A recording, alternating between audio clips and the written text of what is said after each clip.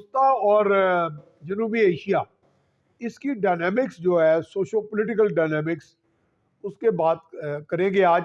اور مشرق وسطیٰ جسے مڈل ایسٹ بھی کہا جاتا ہے، ہمارے بالکل پڑوسی میں ہے، اتنا دور نہیں ہے، جہاں پہ آج کل بڑے تباہی کے مناظر انسان دیکھ نہیں سکتا۔ وہ جو مناظر وہاں پہ تباہی کے سامنے آئے ہیں، غزہ میں جو خوفناک کھیل کھیلا ہے نتن یاہو کی حکومت نے، اسرائیل کا جو نتن یاہو ہے۔ اسی طرح جنوبی ایشیا، وہاں کی سوشو پولیٹیکل ڈائنامکس، جہاں پہ بھارت کی مودی سرکار جو ہے ہمارے سامنے ہے، تو یہ یہاں پہ جو سوشو پولیٹیکل ڈائنامکس جو ہے جو ڈسکس کرنی ہے، کہ کہا جاتا ہے کہ یہ دونوں حکومتیں منتخب ہیں، نتن یاہو کی حکومت بھی منتخب ہے، اور سوال یہ پیدا، ادھر مودی سرکار کی حکومت بھی منتخب ہے، اور نریندر مودی جو ہیں وہ باوجود اس کے کہ ہم پاکستانی تناظر میں دیکھیں یا گلوبل پرسپیکٹو میں بھی دیکھیں، جس میں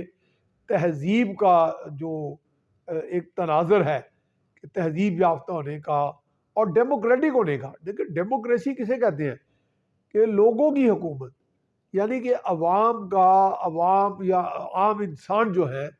ان کے بارے میں یعنی فوکس کرتی ہے ڈیموکریسی۔ جمہوریت تو جمہور کے لیے ہوتی ہے،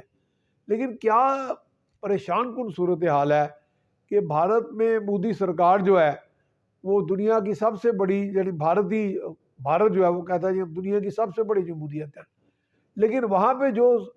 سلوک و روا رکھا جاتا ہے کشمیریوں کے ساتھ، مسلمانوں کے ساتھ، غرض ہے کہ دوسری جتنی بھی وہاں پہ اقلیتیں ہیں، عیسائیوں کے ساتھ، سکھوں کا بھی آپ دیکھ ہی رہے ہیں کس طرح کے معاملات سامنے آ رہے ہیں۔ یعنی وہ خالصتان کی تحریک بھی زور پکڑ رہی ہے، اور کہاں جا کے کینیڈا میں انہوں نے اپنے رو کے ایجنٹوں کے ذریعے کہا جاتا ہے کہ جو انہوں نے مروایا ان کے سکھوں کے لیڈر کو۔ تو یہ ساری صورتحال میں، لیکن اس کے ساتھ ساتھ کیا ہو رہا ہے؟ یہی تو سوشو پولیٹیکل ڈائنامکس کی ہم بات کر رہے ہیں کہ وہاں پہ جو فور کاسٹ آ رہا ہے بھارت میں کہ مئی میں جو جنرل انتخابات ہونے والے ہیں وہاں آئندہ مئی میں، تو مودی جو سرکار ہے جس کا رویہ بالکل غیر انسانی ہے، تو غیر انسانی رویہ غیر جمہوری ہوا نا۔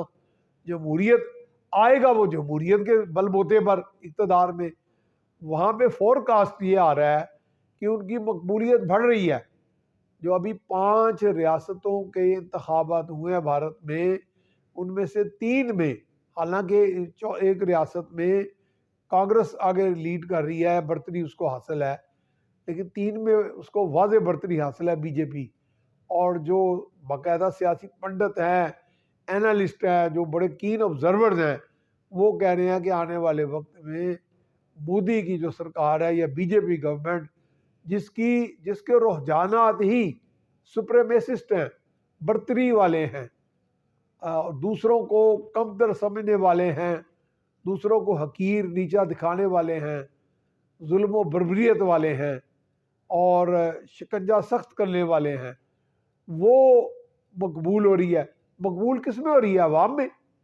اب یہی پہ بات ہمارے ساتھ آج ایک ٹی وی پروگرام میں نذیر حسین تھے، جو سابق ایڈیشنل سیکرٹری خارجہ امور رہے ہیں، وہ کہتے ہیں کہ یہاں پہ ایک فلا نظر آ رہا ہے۔ یہی حال نتن یاہو کی حکومت کا ہے وہ منتخب حکومت، لیکن انسانوں کا قتل عام جتنا کہ وہاں پہ بارود پھینکا گیا ہے، وہ ہیروشیما کے جو ایٹم بم تھا اس سے کم نہیں ہے۔ یعنی اگر وہاں آبادی ہوتی بڑی اور دیکھا جائے تو جتنا بارود پھینکا گیا، یہاں بھی تباہی تقریباً اسی سکیل کی ہے۔ یعنی اس سکیل کو یعنی آپ نے دیکھنا ہے اس حوالے سے کہ بارود کتنا پھینکا گیا۔ یعنی نیچے آبادی چلو کم ہوگی، اس حساب سے شاید اتنی آبادی نہیں گئی، لیکن یہ آبادی کے ساتھ ساتھ آپ دیکھیں نا انفراسٹرکچر تباہ ہو گیا۔ اقوام متحدہ کی رپورٹ کے مطابق پچھلے 52 دنوں سے وہاں بجلی نہیں ہے، یا ہے تو نہ ہونے کے برابر، فوڈ سپلائز نہیں ہے، کھانے پینے کی اشیاء نہیں ہے، پانی نہیں ہے، انٹرنیٹ بھی کہیں چل رہا ہے نہیں چل رہا۔ یعنی وہ تباہی کا منظر ہے کہ جہنم بنا دیا انہوں نے عام انسانوں کی، نہتے انسانوں کی زندگی ہے وہ منتخب حکومت۔ تو اب ہم آج وہ بات کر رہے تھے جس میں یہ بات سامنے آئی کہ جمہوریت کا یہ جو فلو ہے یہ جو بڑے بڑے جمہوری ممالک ہیں، مثلا اسرائیل بھی ایک جمہوری ملک ہونے کا دعویٰ کرتا ہے اور حکومت بھی منتخب ہے جمہوریت عوام کے مینڈیٹ کے ذریعے، لیکن کیا پھر اس کا مطلب کہ تمام کا تمام اسرائیل یا اس کی جو اکثریت ہے وہ خونی مزاج کی ہے، وہ چاہتے ہیں خون قتل عام چاہتے ہیں، نہتے مسلمانوں کا، نہتے فلسطینیوں کا، اور ان کو ذرا کی بھی تھوڑی سی کوئی خیال نہیں آتا کہ اب کیا کر رہے ہیں، جبکہ ابھی حال ہی میں وہاں دیکھا گیا کہ اسرائیل کے لوگوں نے بھی، کچھ یہودیوں نے بھی جلوس نکالے، لیکن نیتن یاہو کے کان پر جوں تک نہیں رنگی، اور ان کے پیچھے جو ملٹری اسٹیبلشمنٹ ہے اس کی تو فلاسفی ہے کہ مکمل تباہی پھیر دی جائے، اور قبضہ بھی جب کرنا مقصود تھا اگر غزہ پہ، تو قبضہ تو ان کا پہلے بھی تھا، یعنی بہت سارا علاقہ، ایک چھوٹا سا ٹکڑا رہ گیا ہوا فلسطینیوں کے بعد، وہ اس سے بھی نکال کے ان کو نکال باہر کہاں کریں گے آپ؟ انسانی طور پہ وہ کہاں جا کے پناہ لیں گے؟ کوئی ملک تو ان کو پناہ نہیں دے گا۔ تو یہی ایک چھوٹا سا خطہ تھا جو 2 اسٹیٹ کا ایک نظریہ پیش کیا گیا، اس کو قبولیت بھی ملی بین الاقوامی سطح پہ کہ یہاں 2 ریاستوں کا قیام ہوگا، ایک اسرائیل اور ایک فلسطین۔ فلسطین کی ریاست کا جو تصور تھا وہ شرمندہ تعبیر نہ ہوا، وہ تو بات وہی رہ گئی۔ تو بنیادی جو بات کرنی ہے اس کو آپ بھلے پاکستان کے تناظر میں بھی منطبق کر سکتے ہیں، پاکستان کے اندر بھی جو صورتحال ہے سیاسی، کہ وہاں کا اب نیتن یاہو کی حکومت جو ہے وہ آ گئی جمہوری طریقے سے، کام اس کے غیر جمہوری ہیں، غیر انسانی ہیں اور ان ہیومن ہے، اور جو بھارت کا مودی سرکار ہے وہ روزانہ اس کی مقبولیت میں اضافہ ہو رہا ہے، اور مقبولیت میں اضافہ ہو رہا ہے، اور کس میں ہو رہا ہے؟ عوام میں، یعنی عوام اس کو اب فورکاسٹ یہ کیا جا رہا ہے کہ اس کو اب جس طرح 3 ریاستوں میں عوام نے زیادہ ووٹ دیا ہے، اسی طرح جنرل انتخابات جو عام انتخابات ہوں گے اس میں بھی عوام دیں گے۔ تو اس میں 2 چیزیں سامنے آئیں ڈسکشن میں کہ یا تو جمہوری سسٹم میں فلاؤ ہے، تو اگر فلاؤ ہے تو اس کی وجہ کیا ہے؟ اس کی وجہ یہ ہے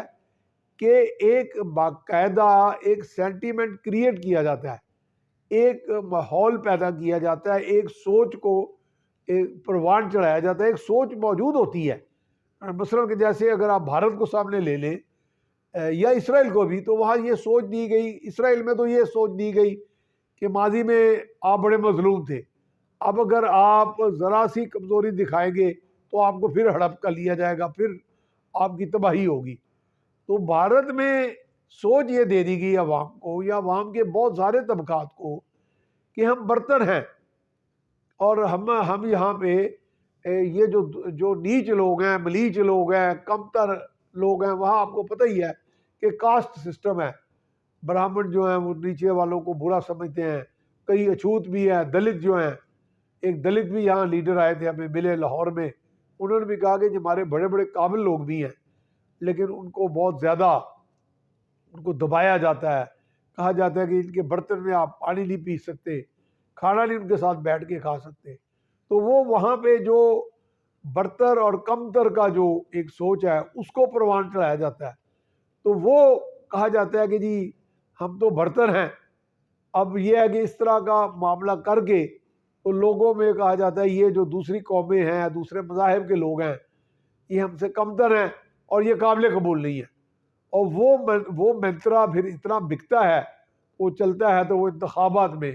ان پارٹیوں کو لے آتا ہے۔ یہ جمہوریت کی نفی ہے، لیکن جمہوریت یا تو پھر یہ ہے کہ جمہوریت تو بنیادی طور پہ انکلوزیو ہوتی ہے،